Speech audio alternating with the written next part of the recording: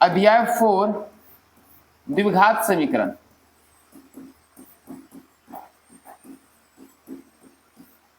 यदि बहुपद के बराबर जीरो आ जाए, यदि बहुपद के बराबर जीरो आ जाए, बहुपद जो क्लास यानी चैप्टर नंबर 2 में पढ़े थे, यदि बहुपद के बराबर जीरो आ जाए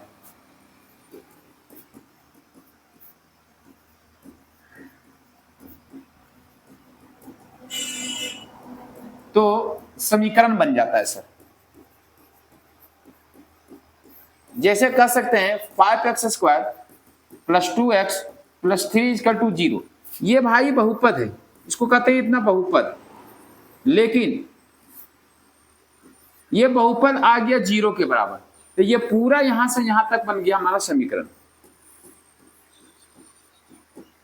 अब यहां रीजन यहां है कि भाई समीकरण आखिर कौन सी समीकरण है। तो समीकरण में जिस प्रकार से बहुपद को हम लोग पहचानते थे, बहुपद की पहचानने का जो रूल होता है कि ये रैखिक बहुपद है या द्विघात बहुपद है या त्रिघात बहुपद है, उसी तरह समीकरण को पहचानने का है। रैखिक बहुपद में अधिकतम घात 1 होता है भाई, यानी घात जो होंगे चर का घात, चर कौन सा होता है x y z, जिसका मान हमेशा बदलता है, स्थिर नहीं रहता है, वो चर कहलाता है। जिसका मान स्थिर होता है, कभी नहीं बदलता है, उसे अचर कहते हैं। तो यहां पर ध्यान देना, यदि बहुपद का अधिकतम घात 1 हो तो उसे हम लोग कहते हैं रैखिक बहुपद। इसी प्रकार से समीकरण में जिस समीकरण के चर का अधिकतम घात 1 हो, जिस समीकरण के चर का अधिकतम घात 1 हो तो उसे हम लोग कहेंगे रैखिक समीकरण। कौन सा समीकरण कहेंगे सर? रैखिक समीकरण। अब यहां हमने क्या देख रहे हैं कि समीकरण का घात कितना है भाई, तो समीकरण का घात यहां पर देख रहे हैं हमारा चर का, वो अधिकतम घात 2 है। ये इसको कहते हैं घात, यानी चर के ऊपर जो संख्या रहता है उसे हम लोग कहते हैं घात। तो यहां पर हम देख पा रहे हैं कि जो यहाँ चर का घात है वो 2 है, तो चर का अधिकतम घात 2 है, तो इसे हम लोग द्विघात समीकरण कहते हैं। द्विघात समीकरण कौन सा समीकरण कहते हैं सर? द्विघात समीकरण। यदि किसी भी समीकरण में चर का अधिकतम घात 2 है तो उसे हम लोग द्विघात समीकरण कहते हैं। द्विघात समीकरण का कुछ फॉर्मेट है, उस फॉर्मेट को जानना बहुत जरूरी है। तो द्विघात समीकरण का फॉर्मेट क्या होता है? द्विघात समीकरण का फॉर्मेट होता है सर,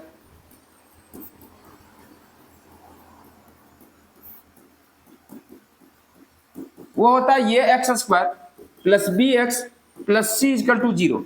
ये द्विघात समीकरण, यदि इस फॉर्म में कोई समीकरण आता है तो उसे हम लोग कहते हैं द्विघात समीकरण। क्यों? क्योंकि भाई इस जगह पर x का जो अधिकतम मान है वो 2 है, अधिकतम मान 2 है, इसलिए ये बन गया द्विघात। ये कौन सा बन गया भाई? द्विघात बन गया। और ये फॉर्मेट जो है वो द्विघात समीकरण का। जैसे द्विघात बहुपद का फॉर्मेट क्या बताए थे? द्विघात बहुपद का जो फॉर्मेट होता है सर, वो होता है ये x² + bx + c। ये द्विघात बहुपद का फॉर्मेट है। बस इसी के बराबर जीरो आ जाए तो समीकरण में ट्रांसफर ले लेगा, यानी समीकरण बन जाएगा। अब यहां तक समीकरण तुम्हें पता चल गया। इस जगह पर a b ये क्या है सर? a जो है वो x² का गुणांक है, यानी x² के साथ गुना में, इसलिए इसको कहते हैं x² का गुना। a b x के साथ गुना में है, इसलिए कहते हैं bx का गुना। b को कहेंगे हम लोग x का गुना। तो भाई a b तुम्हें समझ में आ गया, लेकिन c किसका गुणांक हो सकता है? तो c में कोई चर नहीं, इसलिए ये अचर पद आ जाएंगे। तो c क्या होंगे सर? अचर पद हो जाएंगे। तो यहां तक बिल्कुल समझ में आ गया होगा। अब ध्यान देना बेटा, अब यहां से समझना बहुत जरूरी है, क्योंकि यहां के बाद सोल्यूशन तुम्हें बहुत मायने रखता है। बहुपद में जो चर का मान निकलता है सर, बहुपद में जो चर का मान निकलता है, उस चर के मान का नाम हम लोग देते हैं शून्यक, उसको कहते हैं शून्यक। लेकिन यदि यही द्विघात समीकरण में जो मान निकलेगा चर का, द्विघात समीकरण में जो चर का मान निकलेगा उसका नाम है भाई मूल। दोनों एक ही रूप है, दोनों एक ही चीजें हैं, लेकिन समीकरण के x के मान को हम लोग कहते हैं मूल, और बहुपद के x के मान को कहते हैं हम लोग शून्य, और कुछ भी अंतर नहीं है इसमें। अब बात रह गया, ये जो हमने फॉर्मेट लिखते हैं, ये x² + bx + c, इसको कहते हैं द्विघात समीकरण का मानक रूप। कौन सा रूप? मानक रूप। मानक रूप में ये आता है, जिसको हम लोग कहते हैं व्यापक रूप। मानक रूप या व्यापक रूप, कुछ भी हम लोग कह सकते हैं। तो ये सब फॉर्मेट को याद रखना जरूरी है। तो द्विघात समीकरण को शायद पहचानना आ गया होगा। यदि कोई भी समीकरण इस फॉर्मेट में आता है तो उसे हम लोग कहते हैं द्विघात समीकरण, और केवल इस फॉर्मेट में रहता है तो उसको कहते हैं द्विघात बहुपद।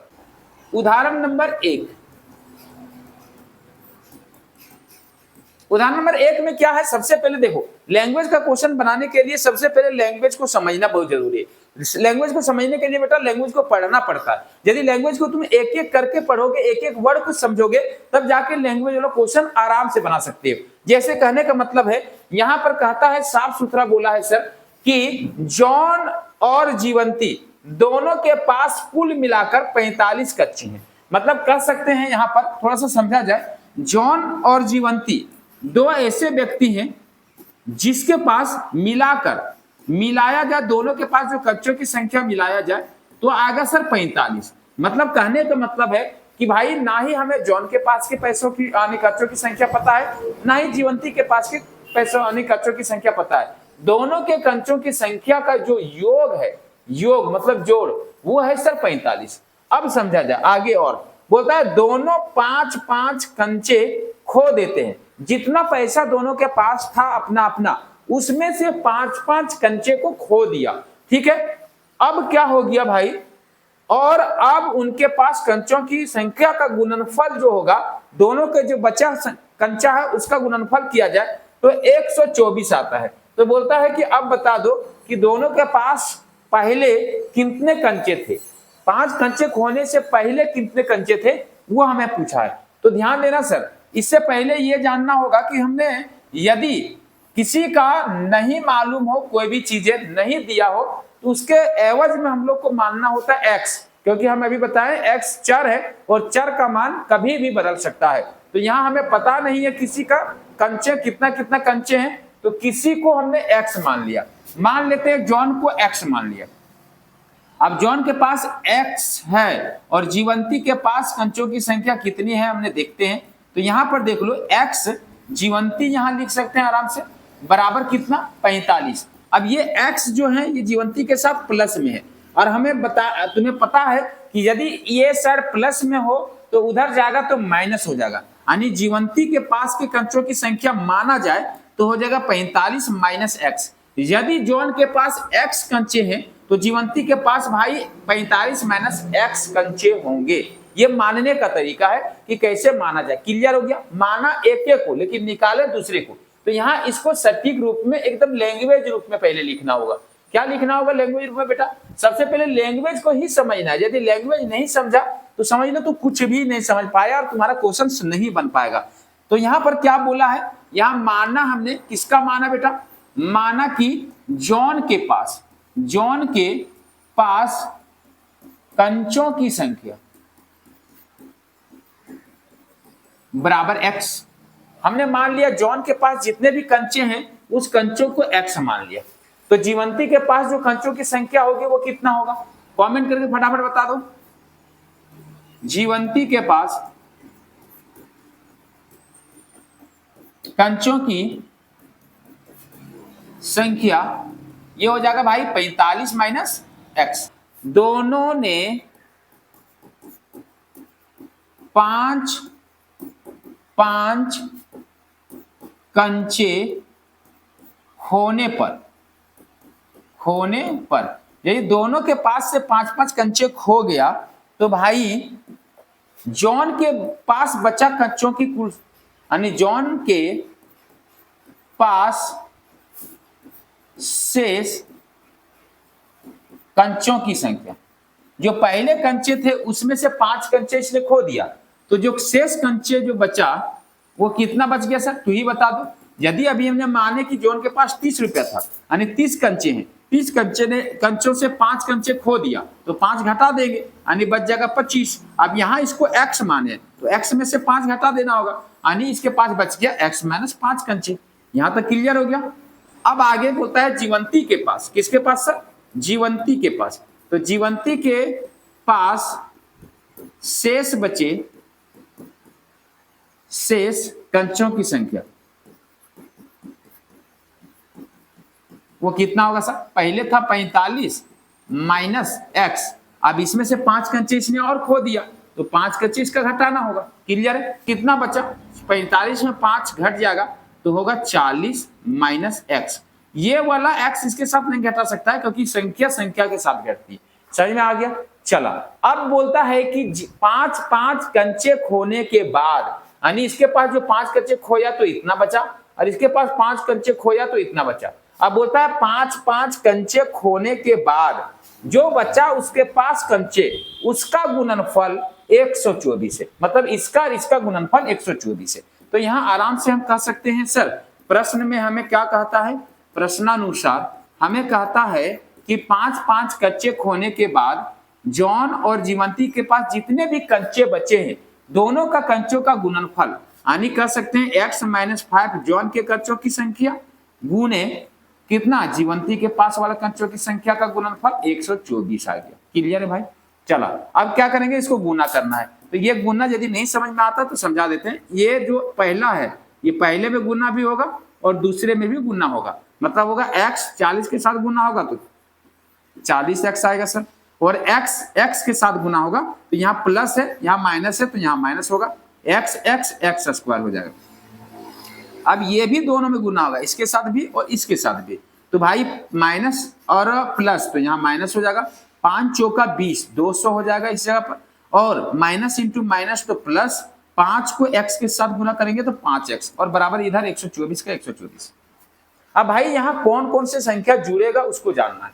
जो समान रहेगा, समान चर समान घात, वही जुड़ सकता है सर। तो देखा जाए तो ये जुड़ेगा कौन कौन, तो जुड़ने के लिए एक 40x है और एक 5x है, यही आपस में जुड़ सकता है क्योंकि ये समान है। तो जोड़ो इसको, 40x और 5x कितना x हो जाएगा सर, 45x। और अब देखो ये सब नहीं जुड़ने वाला, 200 को उधर कर देंगे तो यहाँ माइनस एक्स स्क्वायर हो जाएगा। अब 200 इधर माइनस में सर उधर जाएगा, किस में हो जाएगा, प्लस में, यानी 124 पहले है और प्लस हो जाएगा 200। अब ऐसे देखा जाए तो सर कितना आ जाएगा, तो आएगा sir 45x minus x square बराबर 124 और 200 324। सर यहां हमें चाहिए कौन सा फॉर्मेट में, द्विघात समीकरण में फॉर्मेट अभी बताए, क्या बताए sir, ax square plus bx plus c equal to 0, ऐसे फॉर्मेट में आएगा तब द्विघात समीकरण के रूप में आएगा। तो हम ऐसे फॉर्मेट में यहां लाएंगे, तो ऐसे फॉर्मेट में लाने के लिए सर इसको उधर कर देते, पूरे को उठा के उधर कर देते।